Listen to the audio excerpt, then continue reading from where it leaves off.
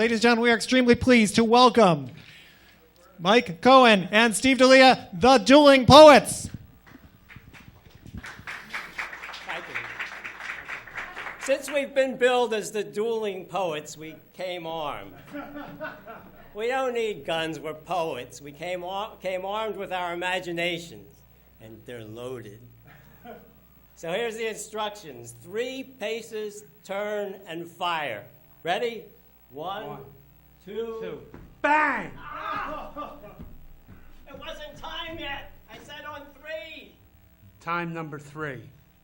Time slips through fingers like floating ghost ooze, rolling in from some 4th dimension.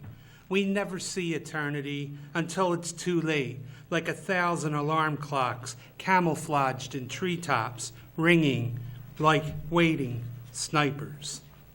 So come on, Mike, hurry up before it's too late. He shoots me and then he wants me to hurry. Steve, we got time. If we didn't have time, we wouldn't have to worry about running out of it. We got time. We got all kinds of time. We got daytime, nighttime, noontime, supper time, summertime, daylight saving time. We got bake time, break time, grace time, face time, space time, sidereal time. We got rag time, lag time, launch time, lunchtime, crunch time, Greenwich Mean Time. We got hard time, downtime, overtime, double time, half time, post time, show time. We got time. We got all kinds of time, but just not time enough. By the hour. Our hours are honeycomb, honeysuckle, honeydew, holy like angels playing harpsichord. Time is a haiku, a hiccup, a whole story in one brief happening. A lifetime is a hoax, a hysterical joke, a humorous haul of seconds, a hansom cab ride from birth to death. Make mine a slow ride. In fact, put the hansom cab in reverse. You can actually do that because these are the times of the youth revival movement, when 40 may be the new 20 and 50 the new 30. It would seem that age reduction is the trend. And if 60 is the new 40, 70 is the new 50. You can keep up the reversion to the end. It's the youth revival movement. But to join, you must survive. A lesser age is no improvement unless you are alive. So 70's the new 50, or so we've heard it said. For each age we attain, we claim a younger age instead. We may say 80's the new 60, and 90's the new 70, and 100's the new 80. But dead's the same old dead. Well, thank you. Well, we're not dead yet, but we are older than we've ever been before. And it's been a long time since a little boy named Stevie was sitting on the top of the stairs, eavesdropping on his parents' conversation. Top of the stairs. Crouched in a shaded area of light at the top of the staircase, the sounds of secrets come drifting up like silent footsteps. When sent to bed, you knew something was happening. Adults using words I couldn't understand. Sometimes I got tired, bored, fearful of getting caught that had me running for the safety of sheets.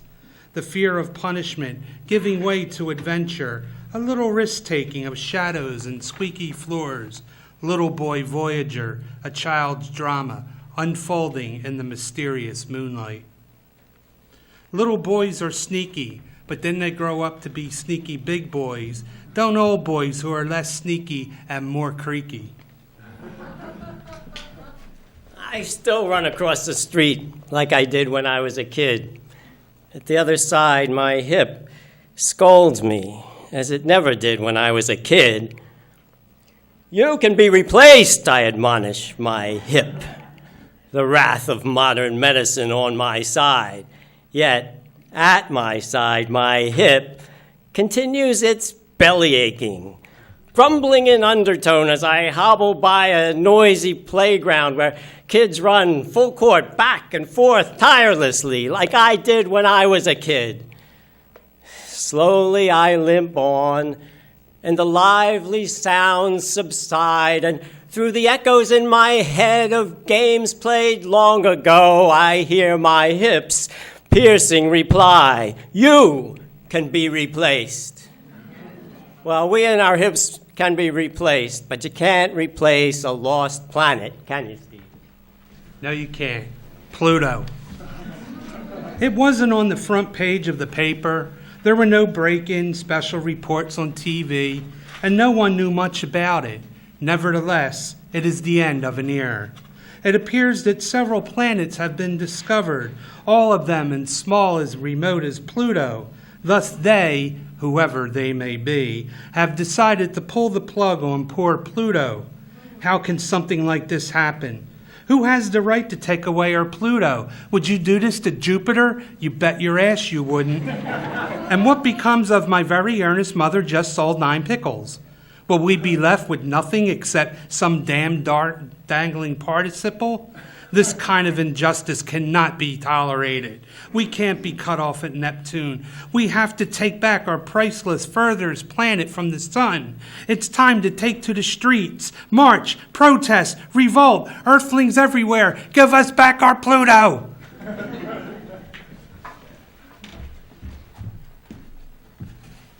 Due to NASA funding cuts, we've had to reduce from 9 planets to 8.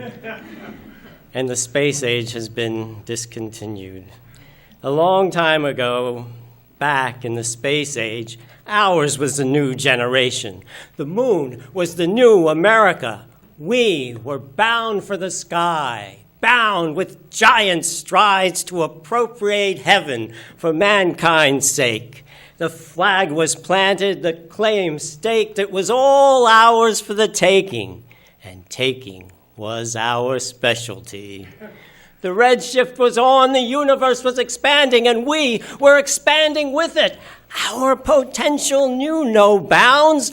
We had put a man on the moon. And having done the impossible, it was impossible to fathom there might be things we couldn't do. The cosmos was open for business, and the business was ours. Yes, we'd put a man on the moon, and we're certain that soon we would put billboards on Mars.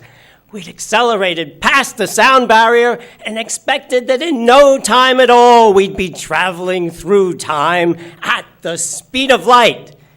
Since then, we have traveled through time, but not so fast.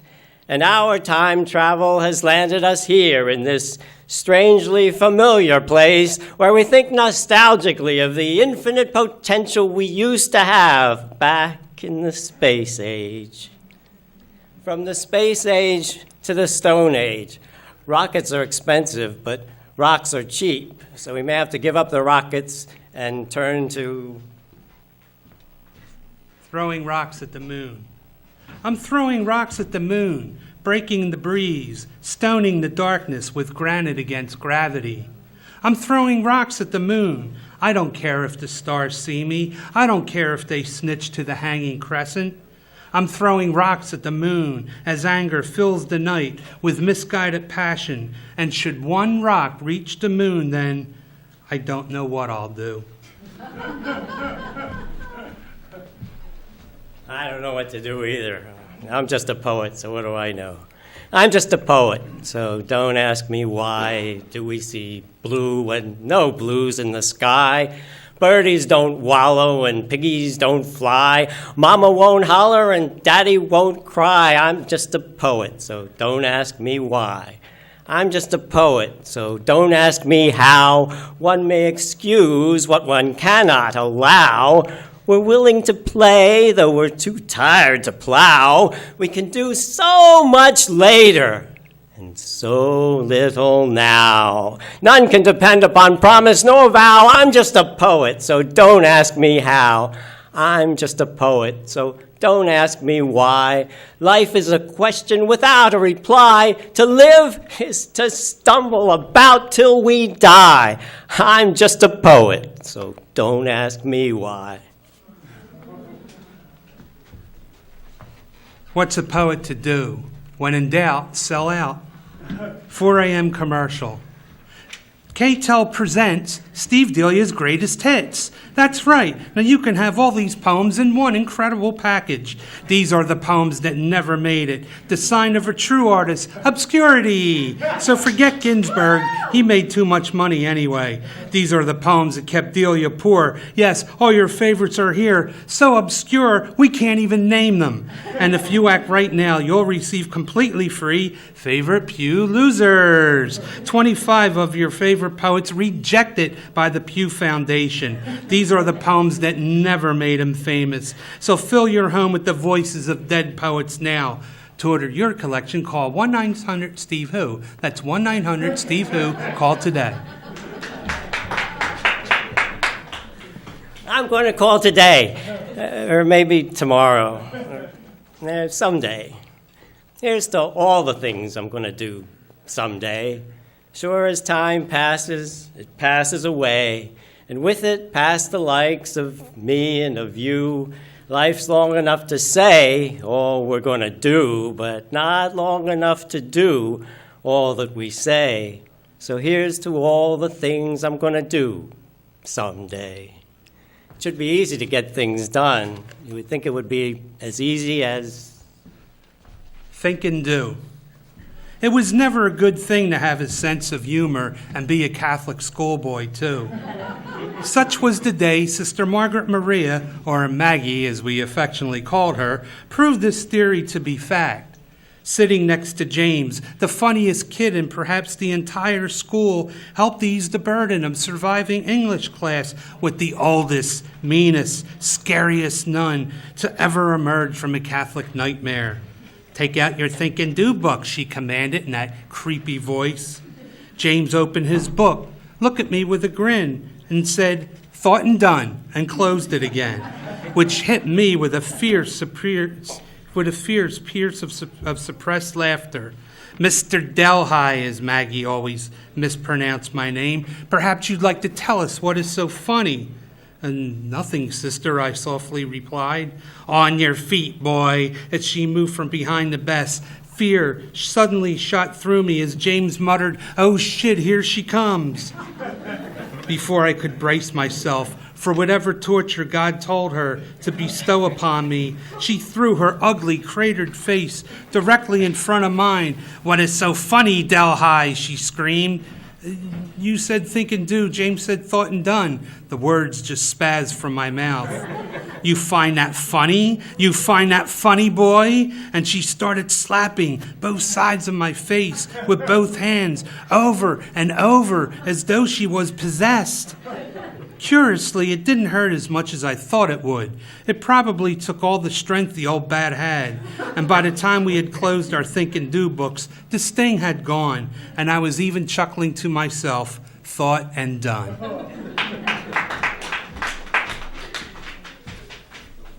Think and do, but if you can't do, just think. It is written, or at least it is said, that if you sin in your heart, that is to say, if you sin in your mind, that thinking about doing something bad is as sinful as doing it.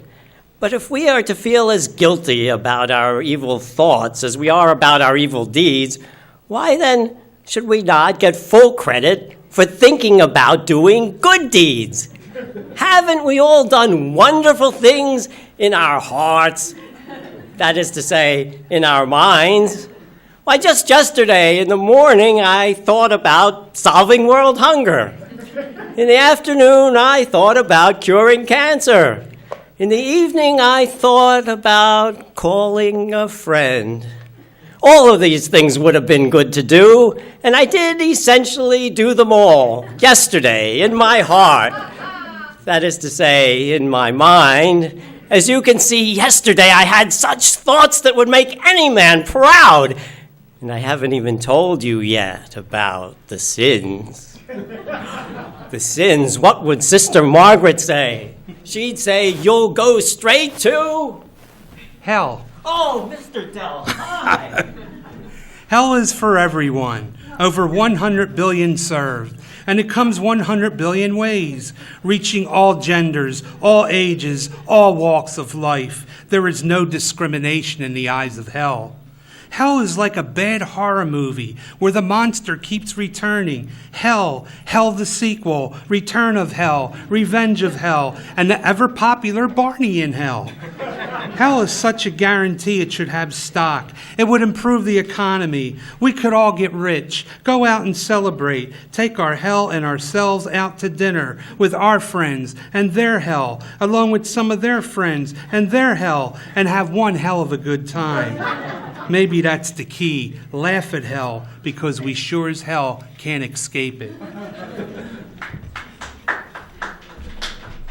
Someday you may find yourself before a magnificent gate, and you may think this gate is so magnificent it must be the gate to heaven. But you may be mistaken. And you may see a little man standing by the gate, and you may think him to be a gnome or a sprite or maybe even an angel. But you may be mistaken. And the little man may ask you a question, and you may think, all I have to do is to answer this question correctly, and I will be admitted to paradise. But again, you may be mistaken.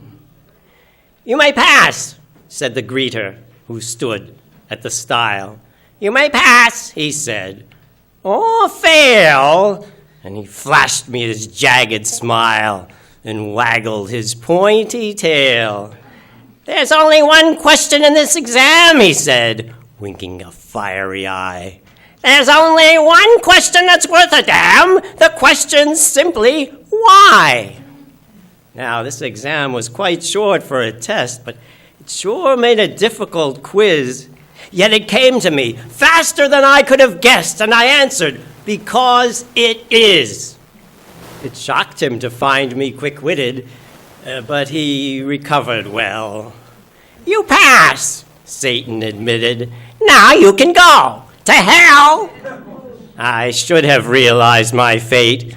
Before I took the quiz, I might have recognized the gate and who the keeper is, and known he was bound to outwit me, and seen in his evil face that pass or fail he would admit me to the same ungodly place.